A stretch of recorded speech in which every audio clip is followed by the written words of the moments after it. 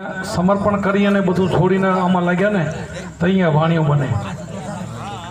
હવે આપણે જો વાણીને સમજી જઈએ તો બેડો પાર થઈ જાય. વાણી અટપટો ખેલ છે થોડો, પણ આંટી તમે મૂકી દો તો સમજાય એવું છે. આંટી જે છે સંસારની જે આંટી છે ને એ આંટી મટી જાય તો ઘડીકમાં સમજાય એવું છે.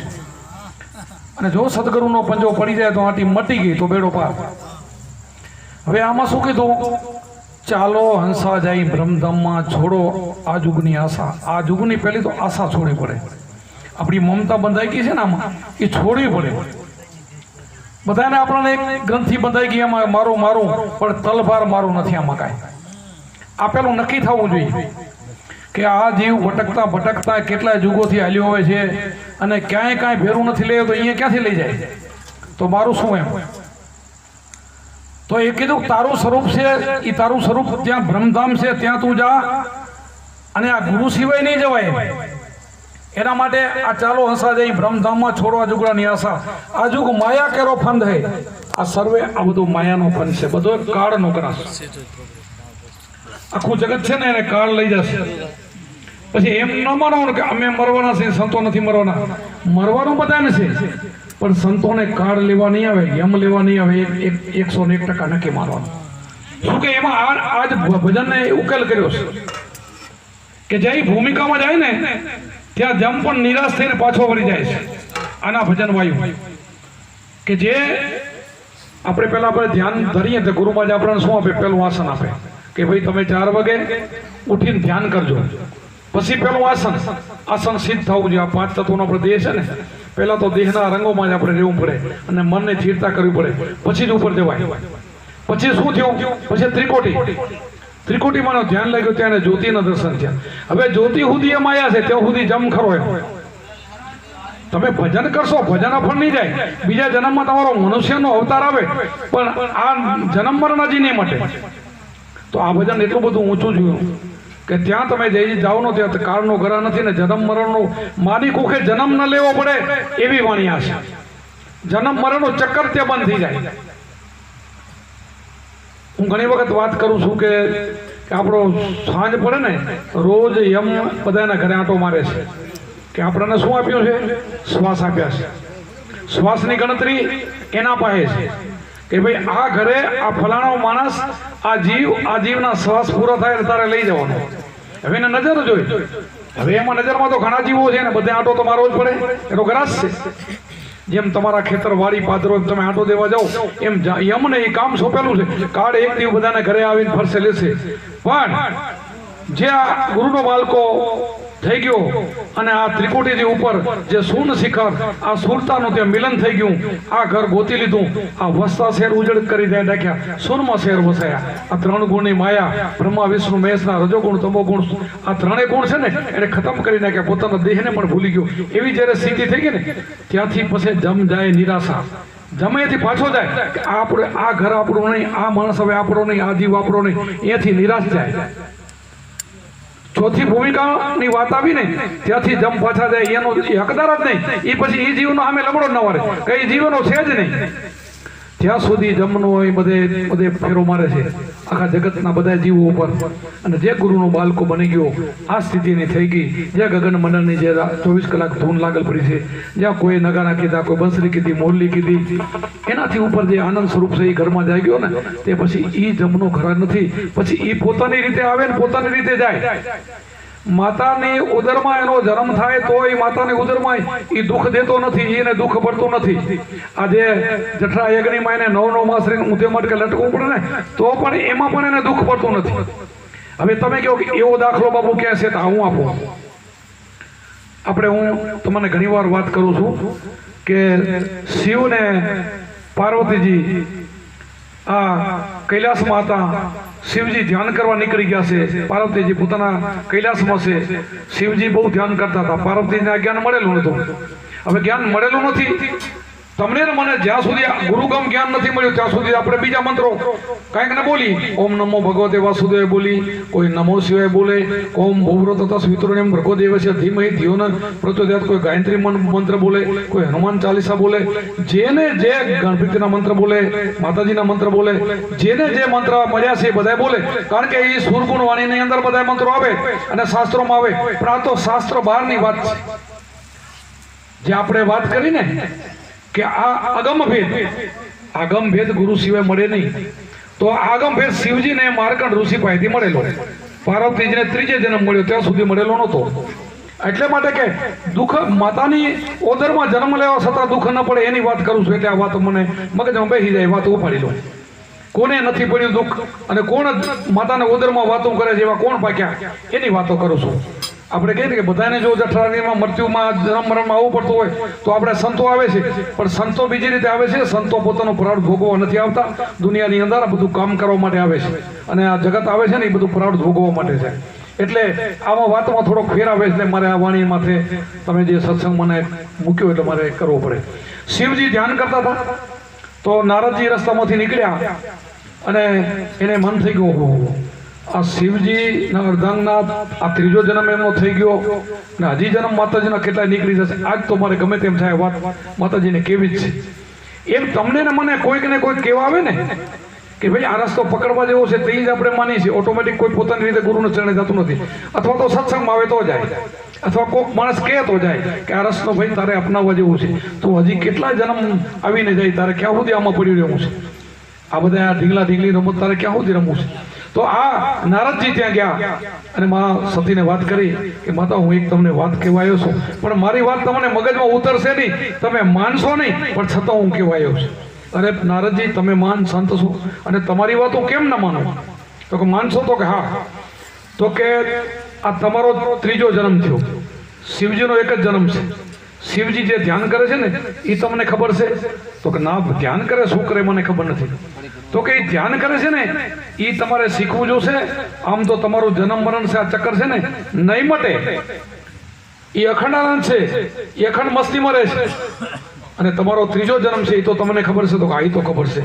હું પહેલી આદશક્તિ હતી, બ્રહ્મા વિષ્ણુ મહેશ ને ત્રણેયને ઉત્પન્ન કરવા વાળી હું, અને છતાં હું રહી ગઈ અને આ મને વસ્તુ નથી મળી. પછી બીજો મારો જન્મ થયો દક્ષ રાજાને, એ મને ખબર છે. અને ન ખબર હતું હું યાદ દેતો હું. અને ત્યાં તમે રામજીની પરીક્ષા કરી, એમને તમારા પિતાજીને યજ્ઞમાં તમે ઉમાઈ ગયા અને પછી આ તમારો હિમાલયને ત્યાં જન્મ. હજી તો આવા જન્મ તમારે કેટલા લેવા છે? તો વાત તો તમારી સત્ય છે. તો શું કરું કે પહેલા તો નહોતો માનતા કે હું શિવજીની આટલી બધી સેવા કરું ને મને વાત ન કે? તો કે ના ન કે, મર્યાદા છે, નહીં કે, ક્યારે નહીં કે. તો હવે શું કરો? તો તમે જોગણીનું રૂપ લઈને જાઓ અને તમે શિવજીનું ધ્યાન છોડાવી દો. તો કઈ રીતે? તો જોગણીનું સ્વરૂપ લ્યો. પછી હું કહું બોલજો. શું બોલું? તો કે બેઠત બાળું, ઉઠત બાળું, બાળું જાગ્રત સૂતા, ત્રણ ભુવનમાં મારું રાજા એટલે ક્યાં કરે આવતું હતું. એકાથી ટૂંકારો દઈ દેજો, કોઈ વાંધો નહીં. અને તો જ એમાંથી બાકી તમે ઘૂઘરા બુઘરા ગમે એટલા વગાડશો તો ધ્યાનમાં નહીં છૂટે. આવું કાનમાં જાય તો છૂટે. તો પહેલા તો પોતા ના માન્યા, હું જઈને ઘૂઘરા પગ વસાડ્યા, બધું ઘણું કર્યું, ઘણા ખખડાટ કર્યા, પોતે ધ્યાનમાં છૂટ્યા નહીં.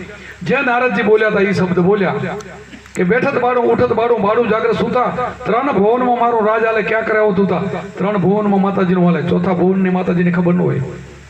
આ દેવીને માનવા વાળા છે ને આપણે બધાય આ માયામાં છીએ ને એને ત્રણ ભુવનની ખબર છે, ચોથી ભૂમિની ખ્યાલ નથી. ચોથી ભુવનમાં આવે તો એને જીવન બદલાઈ જાય, બીજી ભાત પડી જાય. આ ત્યાં ગયા અને જોગણીનો સ્વરૂપ લઈને ઘૂઘરા બુઘરા પસાડ્યા. સાચી વાત, નારદજી કહેતા જેમ છે કે આમાં તો મેળ પડે એમ નથી.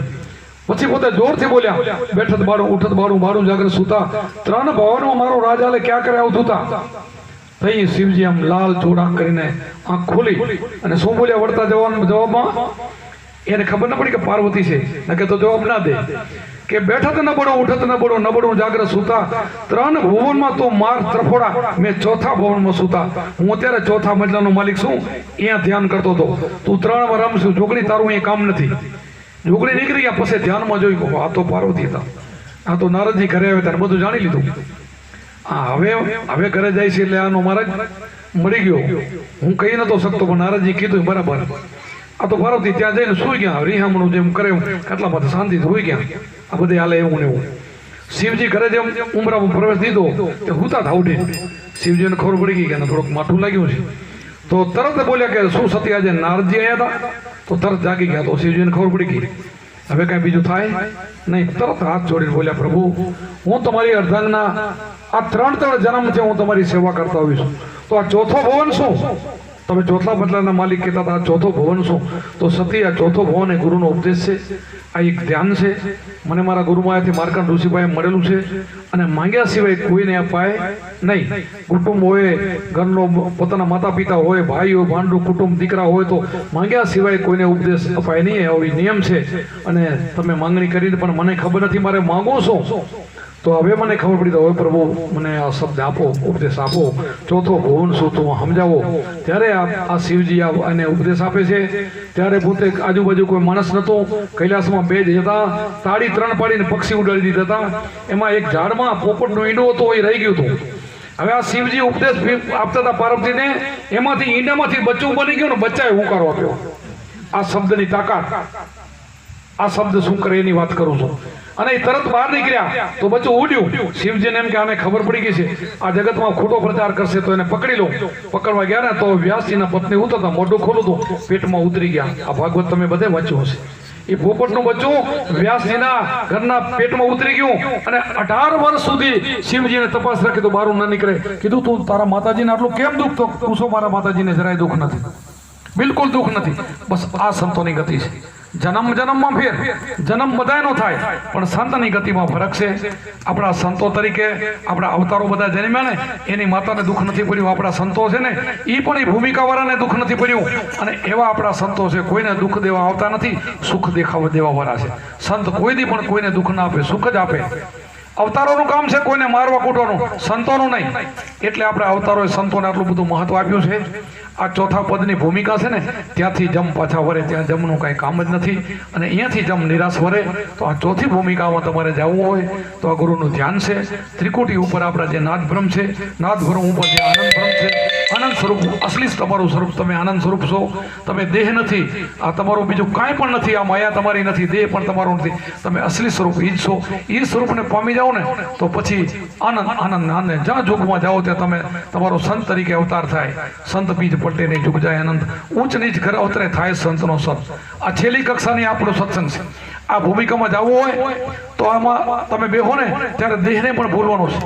દેહાધ્યાસ નહીં મટે ને ત્યાં સુધી હું ફલાણો છું એવું રહેશે, ત્યાં સુધી એ મુક્તિ નથી. આ માણસને બહુ મારે છે. આપણે અહંકારની વાત કીધી ને, અભિમાન માણસને મારે છે. હું ફલાણો છું, દીકરો છું, એ મારે છે. સત્તા મારે છે. આ મિલકત ઘણી થાય તો પણ મારે છે. આ બધાથી મુક્ત થવું હોય તો જનક રાજા જેમ વિદેહી બની ગયા એમ તમે બની જાઓ.